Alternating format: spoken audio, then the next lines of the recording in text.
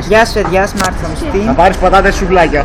Είμαστε εδώ με το Google Nexus S ή Samsung Nexus S. Πρέπει όντως να είναι καινούργια συσκευή της Αν κάνει Samsung. crack, jailbreak, τι μου έχεις κάνει. Λογικά θα είναι το Nexus 9 Αγόρι μου σε κυνηγάει πάλι από το Γερμανό της κάθεσαι και γυρίζεις βίντεο. που το περιμένουμε σε 2 χρόνια. Ναι καλά, εσύ να περιμένεις. Φοράει το πιο πρόσφατο λειτουργικό σύστημα. Φοράει Φοράει, Android 8,6. Είναι κούκλας είναι. Φοράει Android 8,6 potato chips.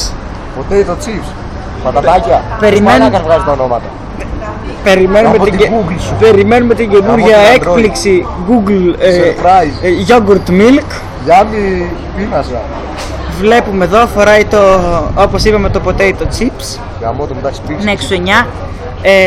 Μπορούμε να δούμε ότι το κινητό Λίγο με ένα τηλέφωνο, όταν θα βγείτε. έχει μπροστινή κάμερα στα 28 MP με δυνατότητα λήψης βίντεο Full έχει HD χακάρει, μην το πιστεύετε, είναι 1920x1080. Όποιος αγοράσει το κινητό είναι βλάκας.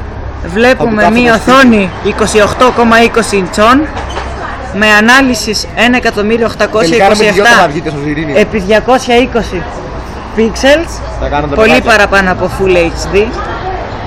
Βλέπουμε κάτω υπάρχουν 14 Κάτσε κάτω κουμπιά είναι. capacitive κουμπιά, Νομίζω το θα- home button, το search, Κουμπάκια.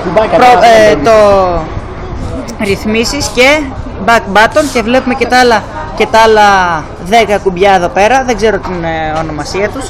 Πάμε να δούμε και μέσα στις ρυθμίσεις, δεν μπορώ να κάνω καλό focus τώρα, παρόλο που τραβάω με μια Samsung Full HD βιντεοκάμερα. Με το Sony Ericsson του παππού σου τραβάς ρε. Σχετικά με το τηλέφωνο, επιτέλους να κάνει focus, να δούμε, ας τα αφήσουμε κάτω, θα κάνει καλύτερη εστίαση.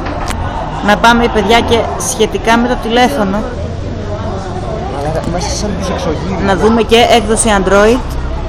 Βλέπουμε ότι φοράει την έκδοση 7,8 Potato Chips. Θα βγει. Λοιπόν, αυτά παιδιά, δεν έχουμε να πούμε κάτι άλλο. Μέχρι το επόμενο βιντεάκι, γεια σας!